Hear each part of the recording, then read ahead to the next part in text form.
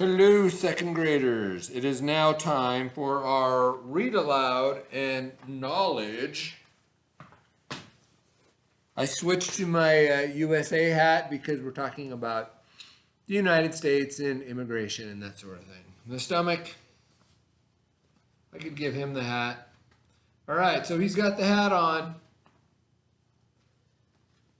So yesterday and previous days, we talked about some reasons or push factors that people leave their countries. They emigrate to, say, the United States or any other country where they become immigrants, right?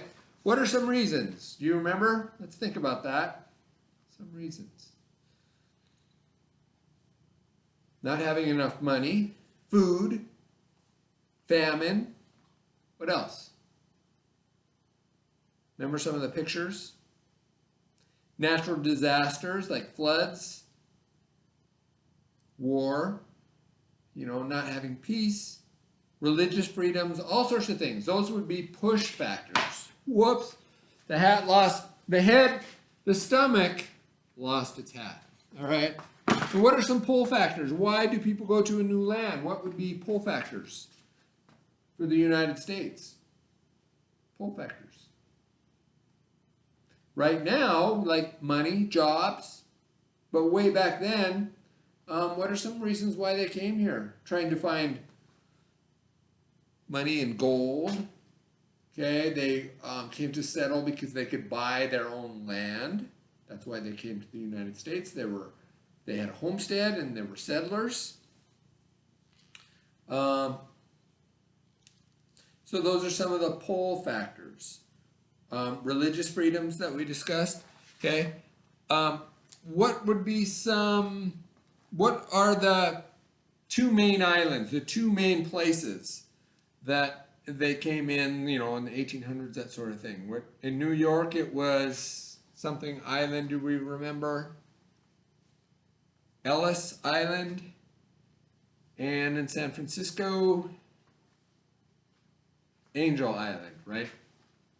Okay, those are the two places they came. And when people came here from other countries, what kind of neighborhoods did they stay in? Did they stay in places that are completely different? Or did they try and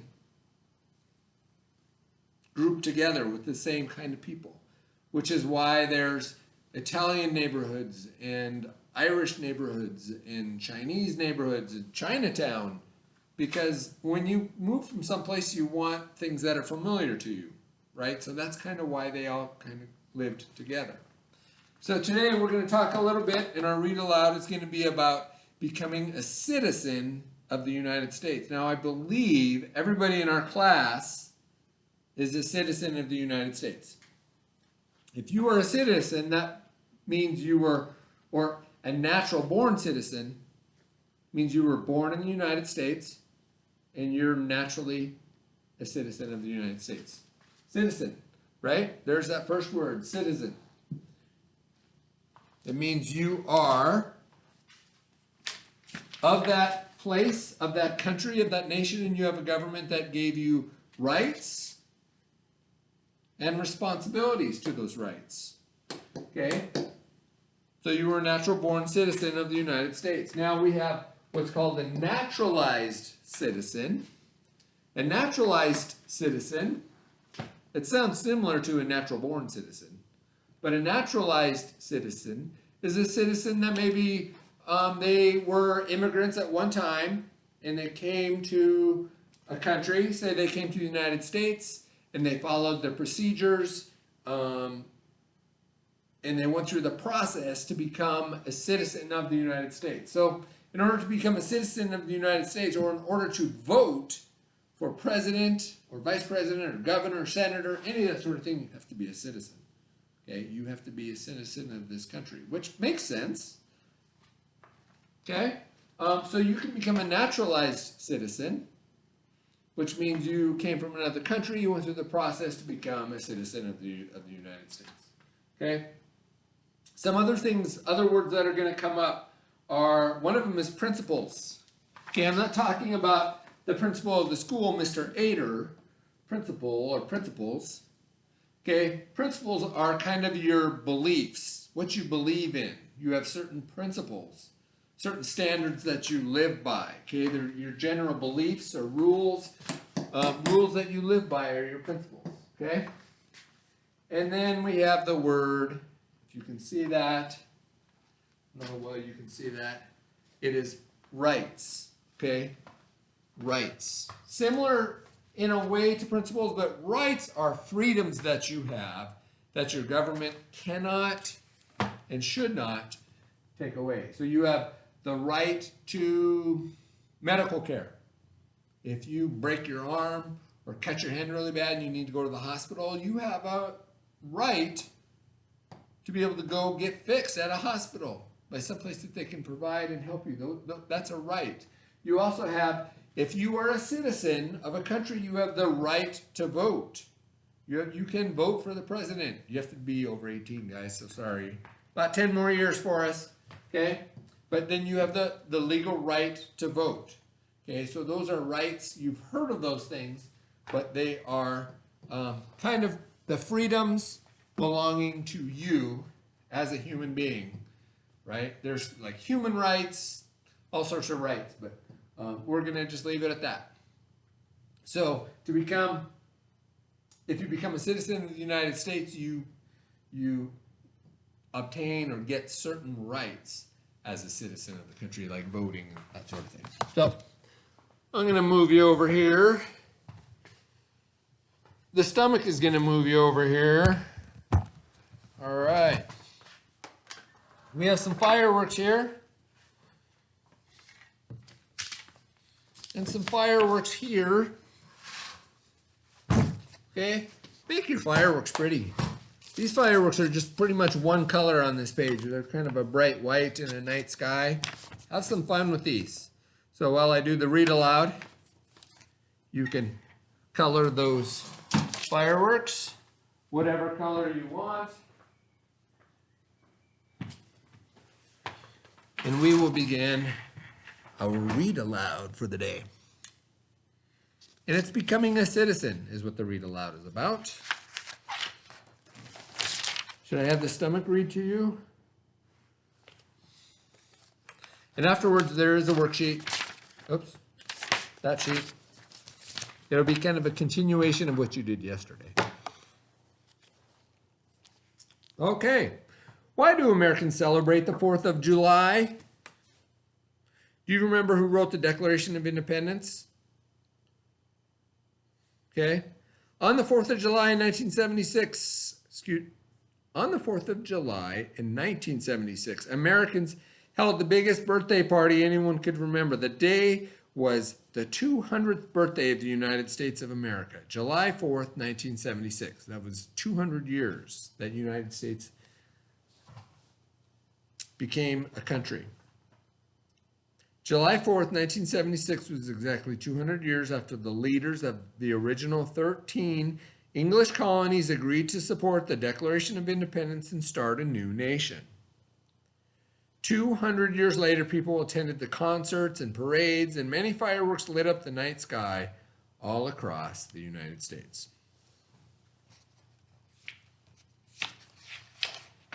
I don't know if we'll have a big fireworks display this year in Laurel. We always go to Laurel. Love their display.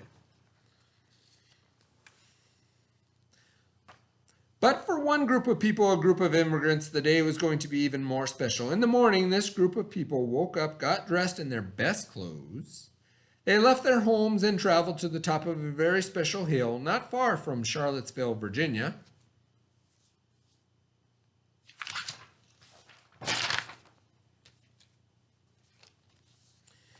It was at the top of this hill that Thomas Jefferson, the author of the Declaration of Independence and the third president of the United States, I asked that question earlier, Thomas Jefferson, had built his home 2 centuries earlier. Jefferson's home is called Monticello.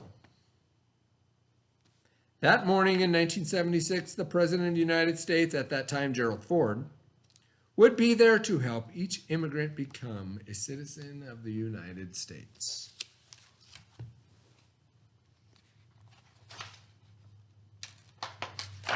So Gerald Ford was the president of the United States in 1976. In 1976. Okay. A citizen is someone who has rights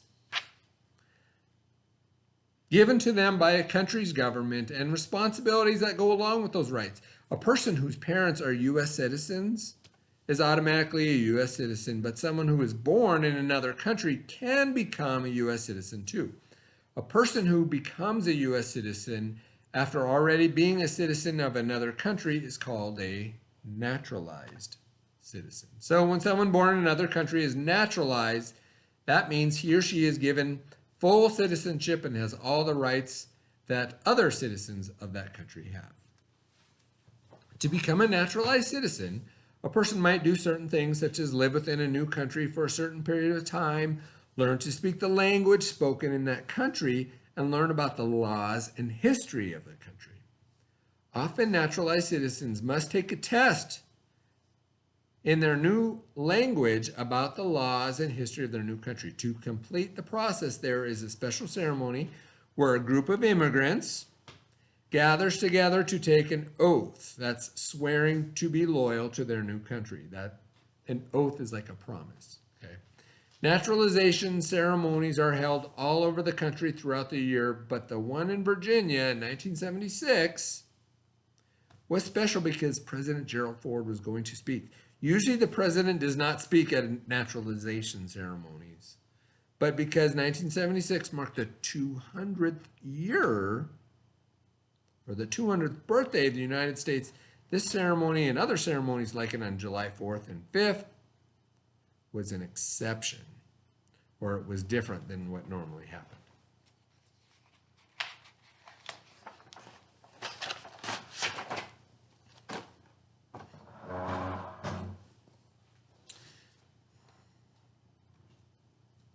That day, husband and wife, Jaleel and Layla, were ready to become American citizens. They had come to the United States from Central Africa 6 years earlier, so it took them 6 years. They left behind the troubles of their home country and arrived in the United States with very little money. Once they arrived, they worked very hard to start a new life and make a living. Jaleel delivered pizzas all over the town of Charlottesville. Layla found a job placing products on the shelves at a grocery store. Jaleel told his wife, "This is America, Layla. If we work hard, we have the opportunity to have a good life."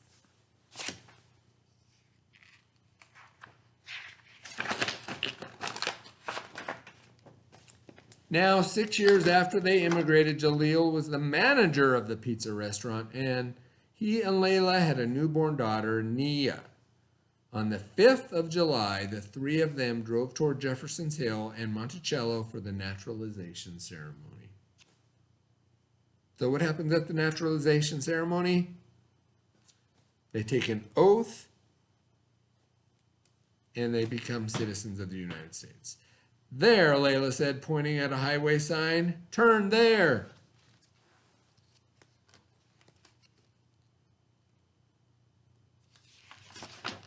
And you notice they're all dressed up. She has a dress on. He has a jacket and tie. It's something that's special. You dress up for it. As Jaleel made the turn, another car followed.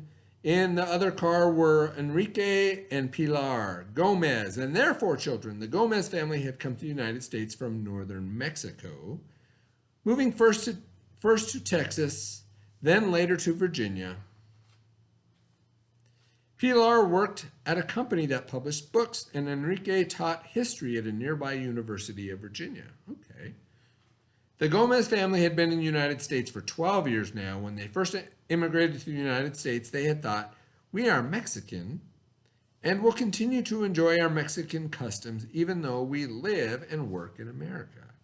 But now they also wanted to become U.S. citizens. Enrique remembered the family discussions that had led to this day.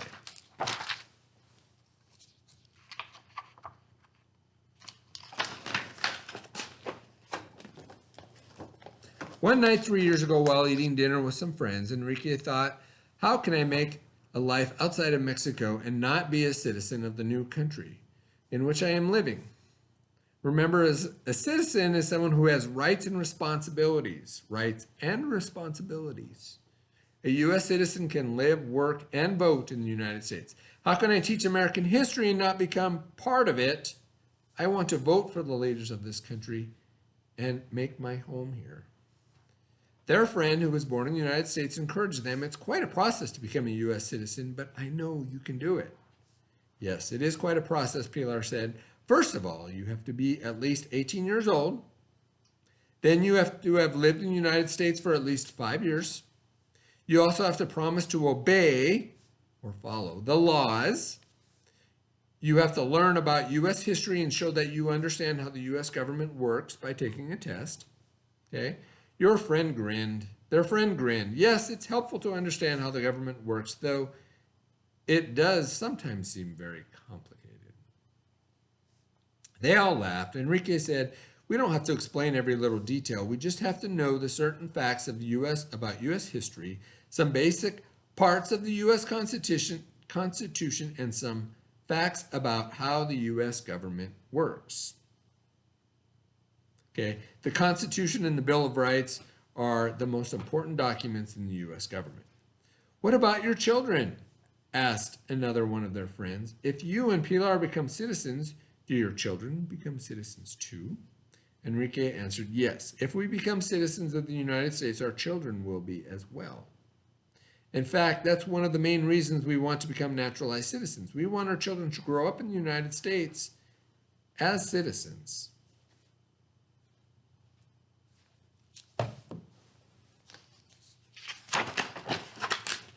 And another picture of Monticello. So now Enrique and Jalil, along with their families, gathered in front of Monticello and joined the crowd on the wide green lawn where a stage had been set up and a band was playing. President Ford and a few other speakers came out, and the president began to speak to the crowd.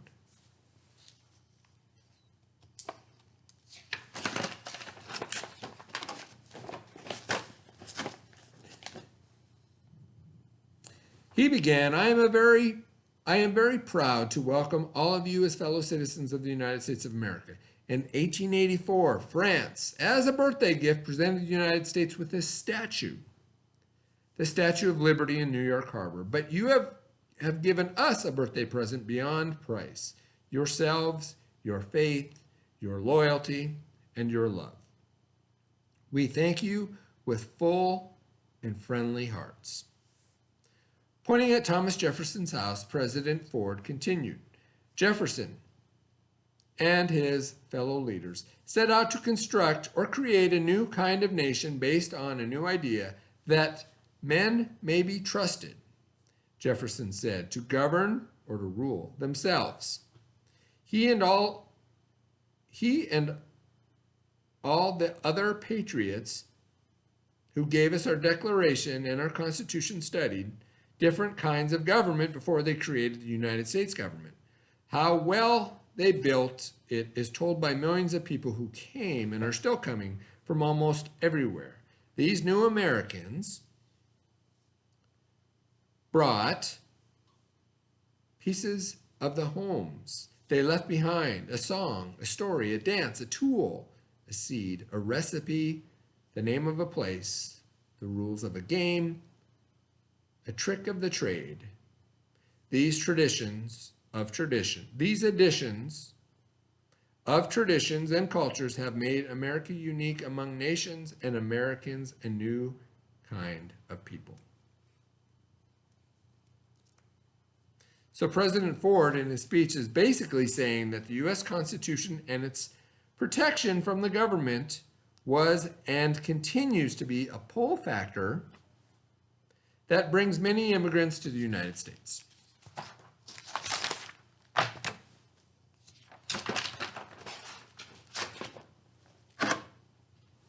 President Ford continued, to be an American is to share in those principles which the Declaration proclaims or states and the Constitution protects, Looking at his audience, Ford said, "You came as strangers and you leave here as citizens, equal in rights, equally protected by the law, with an equal share in the promise of the future."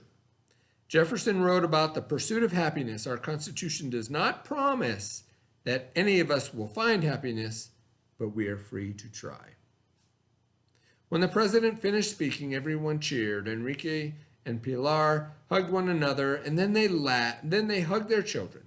Next to them, in the crowd, Jalil and Layla were doing the same. Then Layla turned to hug Pilar, and Enrique turned to hug Jalil. "Congratulations," they said to one another. "Now we are American citizens." Do you think President Ford, the president who spoke there, agreed that e pluribus unum is a good thing? Do you think he agreed that? I would say so. Do you think?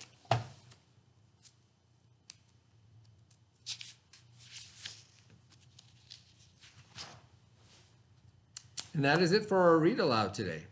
So after this, we'll get to our handwriting, and hope you're all doing well. Be sure to keep washing your hands, okay, keep them clean, and keep your distance from others, and we should get through this. So I hope you're all well. We'll see you in a few minutes as we do our handwriting.